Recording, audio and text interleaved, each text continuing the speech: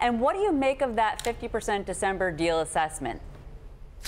Well, I think that it's probably true, because basically what's going to happen in December is that the EU is going to decide if sufficient progress has been made to move the talks forward to the future trading relationship. This is something that the UK has been very keen to do, because thus far we're about a year into the process and all we've been talking about is the items of the divorce. And there just has not been enough agreement between the EU and the UK to go beyond phase one, the divorce, and move to the future trading relationships. And I don't think that unless basically the UK is going to have to capitulate to entirely what the EU's position is.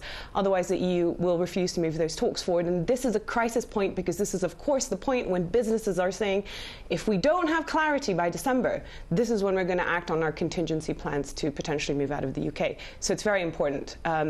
The fact that the Brexit minister is saying that that deadline might not be met is significant.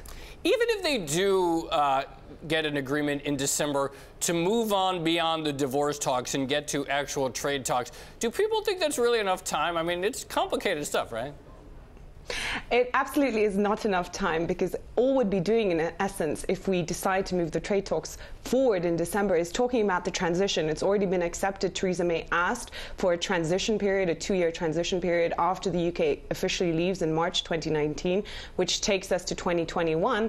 And I think if you understand how complicated this future trade deal is going to be, there's no way that the trade deal will be done by 2019. And there's even a question about whether it can be done by 2021, when the transition, if it actually comes to pass, will end. So I think that the top line is that the UK is going to be involved in negotiations with the EU for many more years to come, even after it leaves.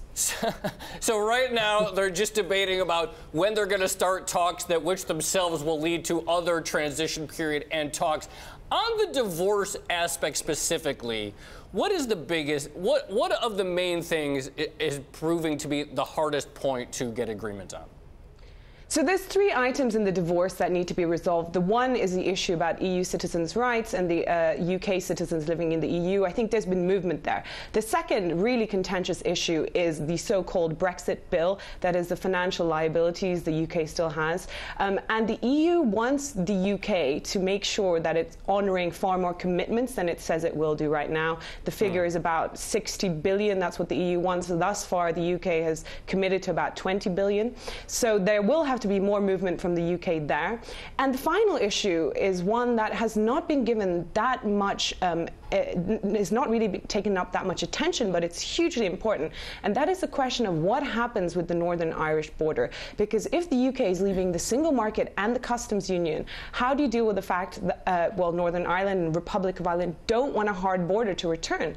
But if the UK is leaving the single market and the customs union, it's not clear what the solution there is. So Ireland has really been flexing its muscles on this in the past few days. And again, it's not entirely clear what the solution to that is going to be.